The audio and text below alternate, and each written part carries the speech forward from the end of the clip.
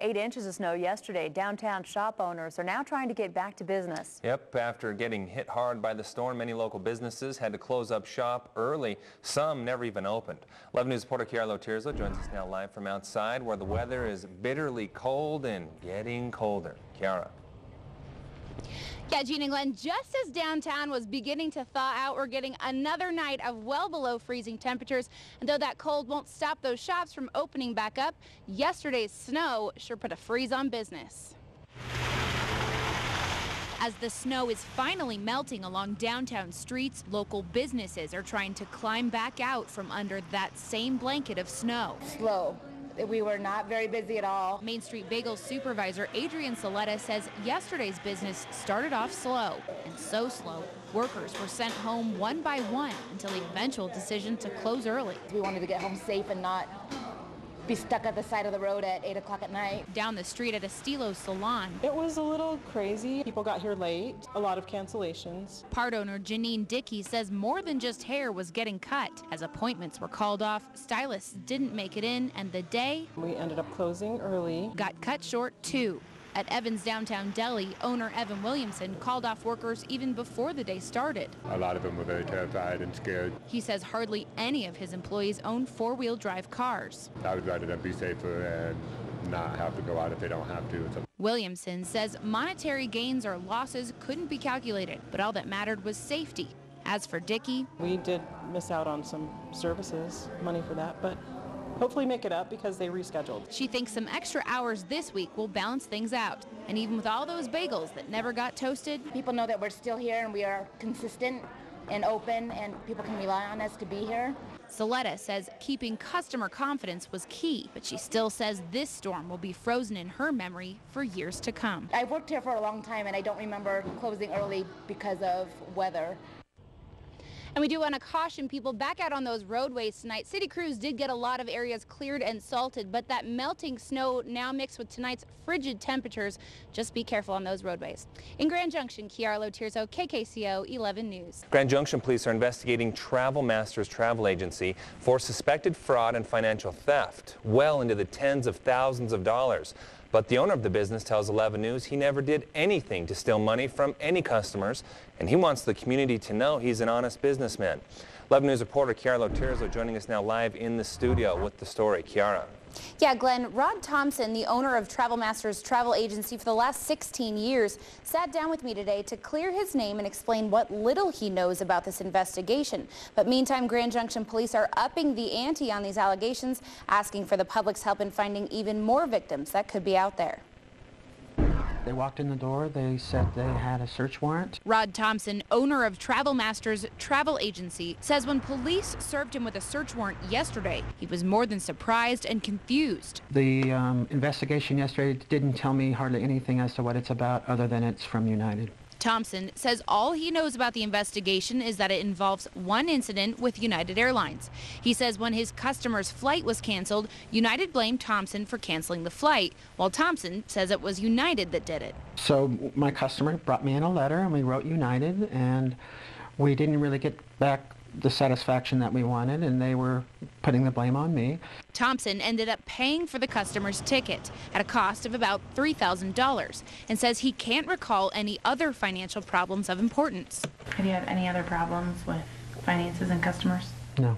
But the Grand Junction Police Department believes otherwise. The report was given to us as possible fraud, financial crime type of issue. Detective Sergeant Stan Ansel says the 2-month-long investigation has already well surpassed that $3,000 ticket. Probably in over $100,000 total. The police department says it can't comment on the details of an ongoing investigation, but it asks former and current customers of Travel Masters to contact their agency. There possibly could be other victims or witnesses out there that we would like to speak with. But so far, Thompson feels there are no other victims and says if there are, he'd be just as surprised as he is today. Have I made mistakes over the years? Absolutely, but none of them were with malicious intent or to try to, do something underhanded. We contacted United Airlines to ask what they could tell us about their complaint and the investigation. A United spokesperson responded with the statement, Travel Masters Travel Agency can no longer issue United Airlines tickets, and we are cooperating with authorities in their investigation. If you would like to contact the Grand Junction Police Department, the agency asks you to call their investigations division at 244-3568. Thompson says he's also had many calls today, mostly from supportive clients. We'll of course keep you updated on the progress of this investigation. Glenn? All right, thanks a lot. It's Carol Tirzo reporting live in the studio for us tonight. Accused of killing her own husband, Miriam Helmick again took the stand to defend herself today. Painted by her defense as a confused victim, the prosecution took aim at her strange behavior in the weeks following the murder. 11 News reporter Carol Tirzo was in the courtroom and has more on why prosecutors say Miriam's actions made her look more suspicious. All I'm expecting from you is the truth, correct? You're getting the truth. For a second day, Miriam Helmick took the stand in her own murder trial. I don't take that route just so that I can answer questions 6 months later down the road.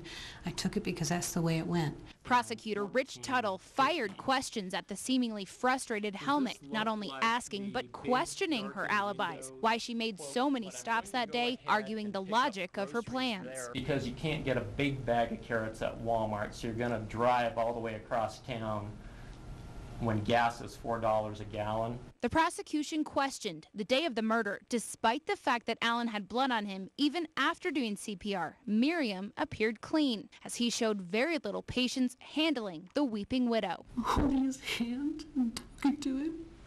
Okay, and so you're holding your hand. Okay. Do what? Are you ready? Then onto the white truck. Miriam said she felt like someone was after her, even suspected someone was entering her home, but didn't hand it over to police and instead... Would you hear it rip off?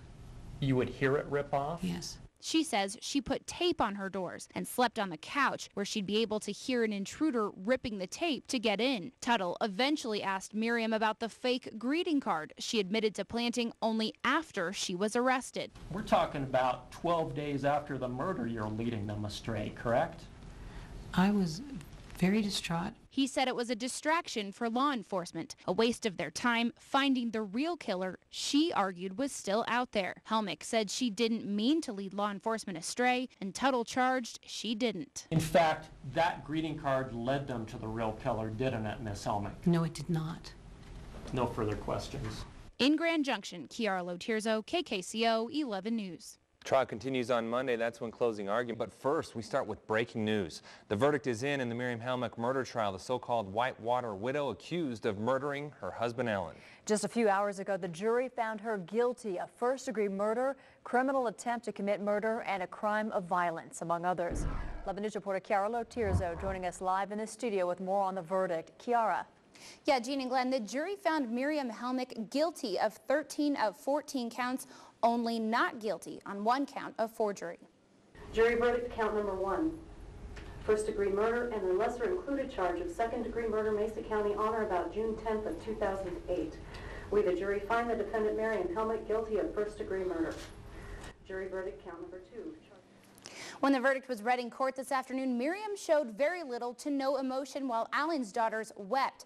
It took the jury just over 5 hours of deliberation to come to their decision. Now, during the trial, the prosecution painted Miriam as a money-hungry woman, just looking to find a man to pay for her lavish lifestyle of horses and vacations. And when money got tight, they said Miriam shot Alan in the back of the head, killing him on a June morning in 2008. The defense argued she was a victim made to look like a suspect from the start. They say investigators never looked for another suspect because they always had the murder pinned on her.